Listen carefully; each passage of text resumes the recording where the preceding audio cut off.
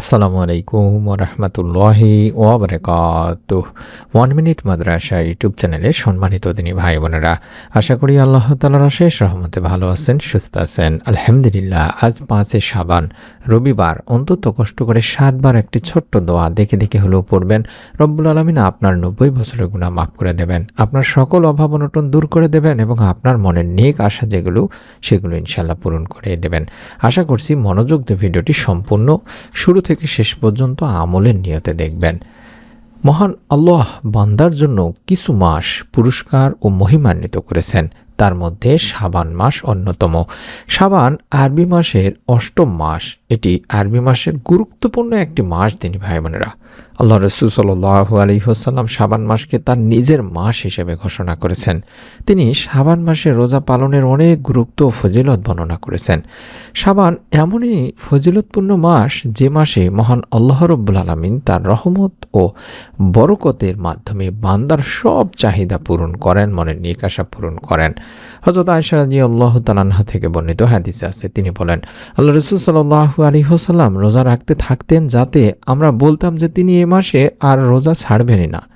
আবার তিনি রোজা ভাঙতে শুরু করতেন যাতে আমরা বলতাম যে তিনি এই মাসে আর রোজা রাখবেন না। অর্থাৎ আমি রাসূল সাল্লাল্লাহু আলাইহি ওয়াসাল্লামকে রমজান ছাড়া আর কোনো বা কখনো পূর্ণ মাস রোজা রাখতে দেখিনি, আর তাকে শাবান মাস ছাড়া অন্য কোনো মাসে এত বেশি রোজা রাখতেও দেখিনি। মহান আল্লাহ অর্ধ শাবানের রাত মানুষের জন্য আনয়ন করেন, প্রত্যেক বান্দাকে ক্ষমা করে দেন, কিন্তু মুশরিক ও মুশাহিনকে ক্ষমা করেন না। মুশাহিন বলা হয় এমন মানুষকে যারা সুন্নাহের বিরোধিতা করেন, আর সাহাবা রাদিয়াল্লাহু তাআলা আনহাকে অভিশপ্ত করেন। এটা সিলসিলাতুল আহাদিস as-সাহিহার একটি হাদিসে বলা হয়েছে দিনী ভাই বোনেরা। আরেক বর্ণনা এসেছে, তিনি আয়েশা রাদিয়াল্লাহু তাআলা আনহা বলেছেন, আল্লাহ রাসূল সাল্লাল্লাহু আলাইহি ওয়াসাল্লাম শাবানের পূর্ণ মাসে রোজা রাখতেন। তিনি শাবানের রোজা রাখতেন, তবে অল্প কিছুদিন রাখতেন না, অর্থাৎ পুরো মাসই রোজা রাখার চেষ্টা করতেন। নবী করিম সাল্লাল্লাহু আলাইহি ওয়াসাল্লাম শাবান মাসের গুরুত্ব, মাহাত্ম্য, তাৎপর্যের বিবেচনায় এই মাসে অধিক হারে নফল ইবাদত বন্দেগী করতেন। পবিত্র রমজানের মর্যাদা রক্ষা এবং হক আদায়ের অনুশীলনের জন্য আল্লাহ রাসূল সাল্লাল্লাহু আলাইহি ওয়াসাল্লাম শাবান মাসে বেশি বেশি রোজা পালন করতেন। এ সম্পর্কে হযরত আনাস রাদিয়াল্লাহু তাআলা আনহু বলেছেন, নবী করিম সাল্লাল্লাহু আলাইহি ওয়াসাল্লামকে জিজ্ঞেস করা হলো, আপনার কাছে মাহে রমজানের পর কোন মাসের রোজা উত্তম? তিনি বললেন, রমজান মাসের সম্মান প্রদর্শনের জন্য শাবানের রোজা রাখা উত্তম। তিরমিজি শরীফের একটি হাদিস। তাই নবীজি সাল্লাল্লাহু আলাইহি ওয়াসাল্লাম শাবান মাসে বেশি বেশি রোজা পালনের পাশাপাশি ইস্তেগফার ও দরুদ শরীফ পাঠের কথা উল্লেখ করে বলেন, হিজরি বছরের 3টি মাস তথা রজব, শাবান ও রমজান, এই 3টি মাসেই অধিক পরিমাণে ইস্তেগফার ও দরুদ পাঠের সুপারিশ করা হয়েছে। অবশ্য তার মধ্যে শাবান মাসের উপর বেশি তাগিদ দেওয়া হয়েছে। আমি আশা করি এই শাবান মাস কতটা ফজিলতপূর্ণ একটি মাস সেটা আপনারা বুঝতে পেরেছেন। এই শাবান মাসে আমরা মনের নেক আশা পূরণের জন্য একটি ছোট্ট দোয়া যদি অন্তত 7 বার পড়ি, আল্লাহ তাআলা ইনশাআল্লাহ আমাদের দোয়াও কবুল করবেন। মনের একান্ত আশা প্রত্যাশা পূরণে কোনো মানুষেরই প্রবল আগ্রহ কিংবা চেষ্টার কমতি থাকে না।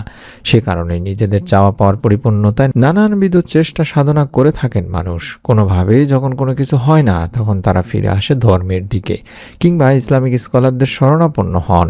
অথচ মনের আশা পূরণে হাদিসে পাকে নবী করিম সাল্লাল্লাহু আলাইহি ওয়াসাল্লাম ইসমে আজমের কার্যকরী দিক নির্দেশনার কথা উল্লেখ করেছেন, অর্থাৎ ইসমে আজমের মাধ্যমে দোয়া করতে হবে। হযরত আব্দুল্লাহ ইবনে রুবাইদ আল-আসলামী রাদিয়াল্লাহু তাআলা আনহু তার বাবা থেকে একটা হাদিস বর্ণনা করেছেন, যেখানে আল্লাহ রাসূল সাল্লাল্লাহু আলাইহি ওয়াসাল্লাম এক ব্যক্তিকে তার দোয়া এভাবে বলতে শোনেন, অর্থাৎ যে দোয়াটি দেখাচ্ছি এটি হলো ইসমে আজমের দোয়া। আমরাও এই দোয়াটি দেখে দেখে হলো 7 বার পাঠ করব, ছোট্ট একটি নিয়ম মেনে। আমি নিয়মটিও শিখিয়ে দেব ইনশাআল্লাহ। আল্লাহুম্মা ইন্নী আসআলুকা বিআন্নী আশহাদু আন্নাকা আনতাল্লাহ লা ইলাহা ইল্লা আনতাল আহাদুস সামাদুল্লাযী লাম ইয়ালিদ ওয়া লাম ইউলাদ ওয়া লাম ইয়াকুল লাহু কুফুয়ান আহাদ। আশা করছি এই দোয়াটি আপনারা সংগ্রহ করেছেন। এটি ইসমে আজমের দোয়া দিনী ভাই বোনেরা। এই দোয়াতে আমরা বলছি, হে আল্লাহ, আমি তোমার কাছে প্রার্থনা করি আর সাক্ষ্য দিচ্ছি যে তুমি একমাত্র আল্লাহ, তুমি ছাড়া অন্য কোনো মাবুদ নেই, তুমি একক সত্তা স্বয়ং সম্পূর্ণ, যিনি কাউকে জন্ম দেননি এবং তাকেও কেউ জন্ম দেয়নি, আর তার সমকক্ষ কেউ নেই। বর্ণনাকারী বলেন, রাসূল পাক সাল্লাল্লাহু আলাইহি ওয়াসাল্লাম ওই ব্যক্তির মুখে এই বাক্যগুলো শুনে তখন বললেন, সেই মহান সত্তার শপথ যার হাতে আমার জীবন, নিঃসন্দেহে লোক আল্লাহ তাআলার মহান নামের ইসমে আজমের ওসিলায় তার কাছে প্রার্থনা করেছে। আর যে নামের ওসিলায় দোয়া করা হলে তিনি দোয়া কবুল করেন, এবং যে নামের ওসিলায় প্রার্থনা করা হলে তিনি তাকে তা দান করেন। তিরমিজি ইবনে মাজার একটি হাদিস। আমি আশা করছি দোয়াটি আবারও দেখাচ্ছি। এই দোয়াটি আপনাকে পড়তে হবে 7 বার দিনী ভাই বোনেরা, এবং আপনাদের জীবনের সমস্ত গুনাহ মাফের জন্য একটি ছোট্ট দোয়া আপনাকে পড়তে হবে। অর্থাৎ আমরা প্রতিদিন জেনে না জেনে কিংবা বুঝে না বুঝে অসংখ্য পাপ করে থাকি, গুনাহ করে থাকি, কিন্তু পাপী বান্দাদের আল্লাহ তাআলা আশার বাণী শুনিয়েছেন। বলেছেন, হে আমার বান্দারা, যারা নিজেদের উপরে জুলুম করেছো, তোমরা আল্লাহর রহমত থেকে নিরাশ হও না। নিশ্চয়ই আল্লাহ সব গুনাহ মাফ করেন, কারণ তিনি ক্ষমাশীল, পরম দয়ালু। সূরা জুমাতে বলা হচ্ছে। এক হাদিসে হযরত আবু হুরায়রা রাদিয়াল্লাহু তাআলা আনহু থেকে বর্ণিত আছে, রাসূল পাক সাল্লাল্লাহু আলাইহি ওয়াসাল্লাম বলেন, তোমরা যদি পাপাচার করতে, এমনকি তোমাদের পাপ আকাশের সীমা পর্যন্ত পৌঁছে যেত, অতঃপর তোমরা তওবা করতে, তাহলে আল্লাহ রাব্বুল আলামিন অবশ্যই তোমাদের তওবা কবুল করবেন। সুবহানাল্লাহ। তাই আমরা এই তওবার দোয়াটি 7 বার পাঠ করব। রব্বি ইন্নী যালামতু নাফসি ফাগফিরলি, রব্বি ইন্নী যালামতু নাফসি ফাগফিরলি, রব্বি ইন্নী যালামতু নাফসি ফাগফিরলি। এই দোয়াটিও সংগ্রহ করুন। এই দোয়াটিও আপনাকে 7 বার পড়তে হবে। হে আমার রব, হে আল্লাহ, নিশ্চয়ই আমি আমার নফসের প্রতি জুলুম করেছি, সুতরাং আপনি আমাকে ক্ষমা করে দিন। এইভাবে এই দোয়াটি আমি আবারও দেখাচ্ছি, 7 বার দেখে দেখে হলেও পাঠ করবেন। তারপরে যারা ঋণের মধ্যে আছেন, অভাবের মধ্যে আছেন, রিজিকে বরকত নেই, তারা এই দোয়াটি পাঠ করবেন। একবার চতুর্থ খলিফা আলী রাদিয়াল্লাহু তাআলা আনহুর কাছে এক ব্যক্তি ঋণ পরিশোধের জন্য কিছু সাহায্য চাইলেন। এ সময় আলী রাদিয়াল্লাহু তাআলা আনহু তাকে বলেন, আমি কি তোমাকে কয়েকটি শব্দ শিক্ষা দেব, যা আমাকে আল্লাহ রাসূল সাল্লাল্লাহু আলাইহি ওয়াসাল্লাম শিক্ষা দিয়েছেন? যদি তুমি এটা পাঠ করো, তাহলে আল্লাহ হয় তোমার ঋণ মুক্তির ব্যাপারে দায়িত্ব নেবেন, যদি তোমার ঋণ পর্বত সমানও হয়। এরপর হযরত আলী রাদিয়াল্লাহু তাআলা আনহু ওই ব্যক্তিকে নিম্নের দোয়াটি পড়তে বলেছিলেন। এটা তিরমিজি শরীফে রয়েছে দিনী ভাই বোনেরা, এবং মুসনাদ আহমদ শরীফেও রয়েছে। অর্থাৎ, আল্লাহুম্মা কফিনি বিহালালিকা আন হারামিকা ওয়া আগনিনি বিফাদলিকা আম্মান সিওয়াক। আশা করছি আপনারা সকলে এই দোয়াটি সংগ্রহ করেছেন।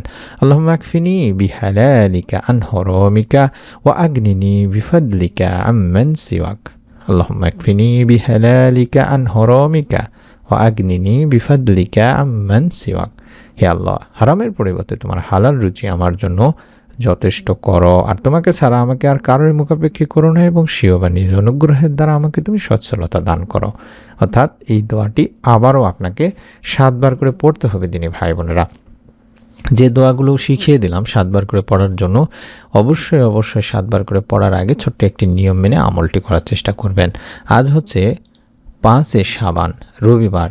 যে কোনো সময় আপনারা আমলটি করতে পারেন, বিশেষ করে যে সময়গুলোতে দোয়া কবুল হয়, যেমন আসর থেকে শুরু করে মাগরিব পর্যন্ত, এই সময়টাতে দোয়া করার চেষ্টা করবেন। ফরজ নামাজের পরে আমলগুলো করার চেষ্টা করবেন, কিংবা অবসর সময় অন্তত দরুদ শরীফ আগে পড়ে নিয়ে তারপরে দোয়াগুলো পড়বেন।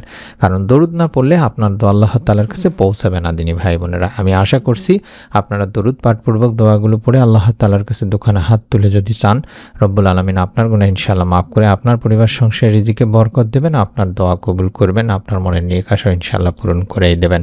মনের মধ্যে একটা বিশ্বাস নিয়ত করে আমল করতে হয়। তাই অনুরোধ করব, প্রত্যেকের ভিডিওটিতে একটি করে কমেন্ট করে অন্তত আমিন লেখার মাধ্যমে হলেও নিয়ত করুন।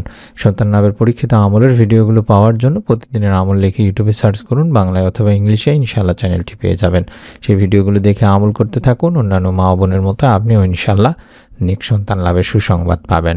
এই চ্যানেলের প্রত্যেকটি নতুন আমলের ভিডিও যখনই দেব তখনই যেন পেয়ে যান, তার জন্য চ্যানেলটি সাবস্ক্রাইব করে বেল বাটনটি অন করে রাখতে ভুলবেন না। সকলেই ভালো থাকুন, সুস্থ থাকুন। আসসালামু আলাইকুম ওয়া রাহমাতুল্লাহি ওয়া বারাকাতুহু।